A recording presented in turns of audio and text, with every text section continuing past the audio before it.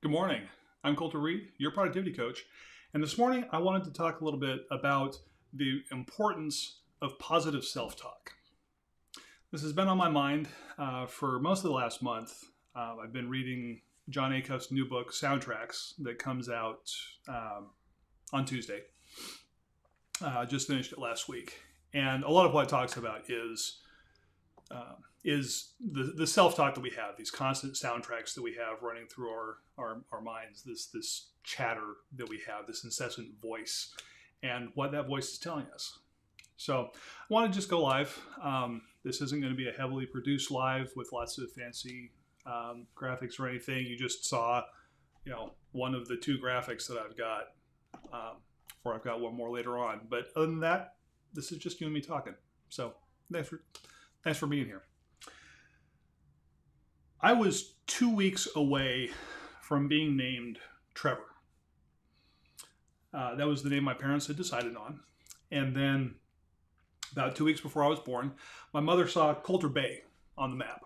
It's in Grand Teton National Park, Jackson Lake, Jackson Lake. Just a little bay on Jackson Lake where John Colter would like to camp out. He had a presence there for a while. And she thought, oh, Colter, that's a nice name. And here I am. Now, I grew up in southwest Wyoming, about 2.5 hours south from Colter Bay. And I never visited it until last summer. I went back to visit my folks. We had a trip up, and we took a trip up to go see Yellowstone for the week. And one of the places where we spent the night was at the campground, the lodge, there at Colter Bay. And before we left, I had to stop and get some swag with my name on it. I mean, come on, how could I not? And so, I got the hat. I got some socks that have a map of Colter Bay on it. I have a coaster that you put in the cup holder in your car because apparently that's a thing. So, of course, I had to get one of those. Magnet to go on the fridge, things like that. So as I'm checking out, as I'm making my purchase, making small talk with the cashier, and he realizes that my name is Colter. And I told him, yes, I'm named after Colter Bay. Told him the story that I just told you. And my mother was standing right there listening. And after I made my purchase, she followed me out onto the deck that overlooks the bay. And she said, and she tells me, Colter, I don't remember this conversation. And I said, well, that's funny because I do. And, you absolutely told me this. And, she doesn't remember it, but I've told her that, it's too late. Even if that conversation never happened, I have now told that story to the universe enough times that the universe believes it. It is now the official, etymology of how I got my name, and it is the story that historians will tell in the history books. So, I am Colter. Now that illustrates a point that if you repeat something often enough, whether it's true or not. And I fully believe that story is true. She told me this. If you repeat something often enough, you're going to believe it, for better or for worse. Consider an elephant. When an elephant is young, before it's realized its potential and just how strong an elephant is, they don't want elephants wandering off because wandering elephants is not a good thing. So they'll tie a rope around the elephant's leg and then put that into a stake in the ground. And when the elephant is young, it can't pull the stake out. And so it gets this soundtrack in its mind that, oh, when I have a rope around my leg, I'm stuck. I can't go anywhere. I have to just stand here and wait for somebody to take the rope off. They learn this when they're young. And then by the time they're grown into a full elephant that could just walk off and not even break stride when it pulls that stake out of the ground, it's learned not to try because of the experiences that it had when it was younger. And so that rope just tells it, nope, don't even try. You can't do this. Just stay where you are and wait. The counterexample that I like to use to that is Garfield. There's a Garfield cartoon back in the early 80s. I looked up the date, but I'm spacing what the date was. I didn't write it down. It was like January 23rd of 1982, maybe give or take a couple days. But Odie and Garfield are playing. They're running around, and they chase. I forget who's chasing who, but they run up a tree. They're sitting there on a branch. They're both smiling. Odie's happy as anything. John comes walking by, looks up and sees Odie, and it says, "Odie, what are you doing up in the tree? Dogs can't climb trees." And then in the final panel, as Odie is sitting there looking very confused, Garfield looks to the camera and says, "Yeah, it's amazing what you can do when you don't know what you can't do." I love that. That is a philosophy that I've tried to incorporate into who I am and how I approach things ever since. Don't tell me what I can't do. I might not notice and do it anyway.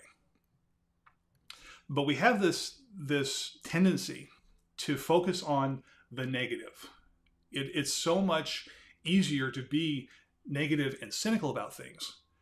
It takes very conscious effort to be positive. I don't fully know why that is. It might just have to do with the fact that entropy is the natural state of the universe, and things will, left to their own devices, things will go downhill. And so we just accept that as the normal course of things. And we stop trying to improve things. We stop trying to organize things to make things better. We shouldn't do that.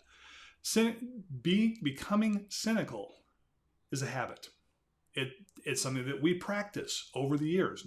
And it will become an ingrained habit and an automatic response to any situation if we're not careful, if nobody ever calls us out on it and gets us to challenge our thinking.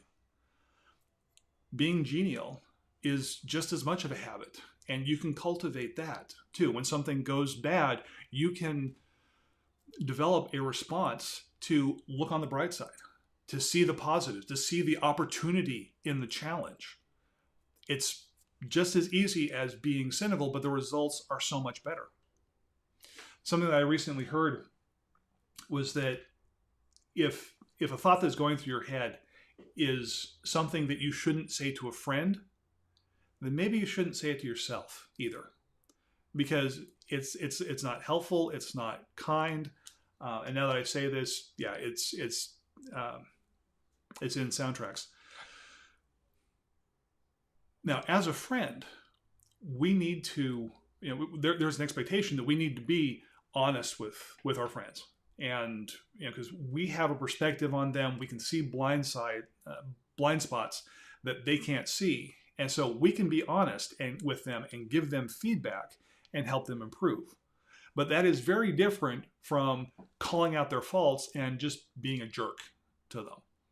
Nobody wants a friend that's a jerk. If you're always calling out someone's faults and treating them poorly, they're not going to want to be around you anymore. And you're going to lose the privilege of speaking into their life.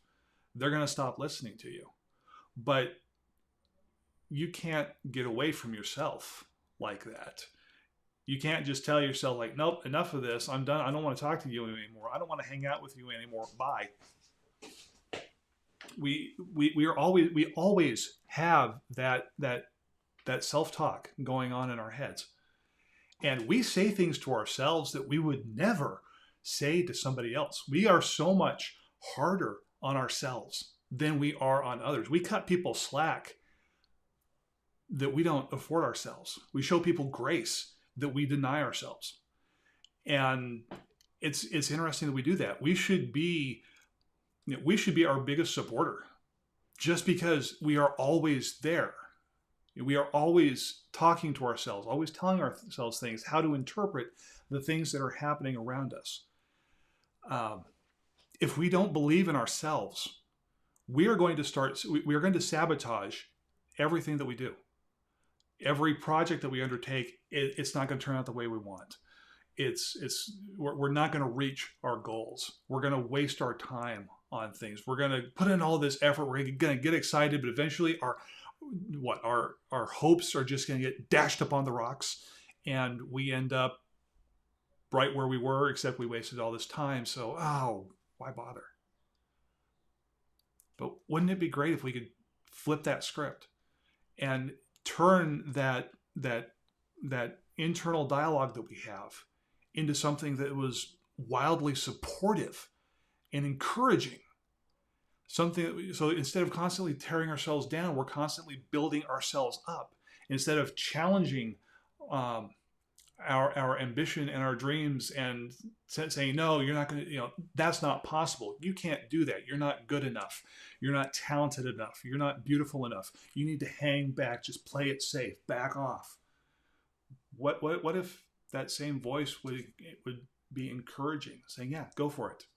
You don't know what you're doing, but neither does anybody else when they first get started. The ones who do are the ones who did. They didn't sit on the couch. They got up off the couch. They went out. They took a risk. It could have failed. Maybe they did fail. They probably failed a bunch of times, but they kept going until they ran out of ways to fail, and suddenly they succeeded. And a lot of the point of soundtracks, a lot of what it covers is it talks about this self-talk that we have, these soundtracks that are constantly playing in our mind, just like a song. And first off, how to identify when we're having a negative soundtrack that is not kind, that is not helpful, that is not true. And then how do we flip that into something that is helpful, something that is positive, something that is uplifting, something that encourages us to reach a little bit higher and achieve a little bit more and be quite a bit happier along the way. And what are the symbols that can remind you of who you're trying to be, and the tools that you can give yourself that you already have, that you just need to activate to live the kind of life that you want to be. It's a great read. The book is Soundtracks. It comes out on Tuesday.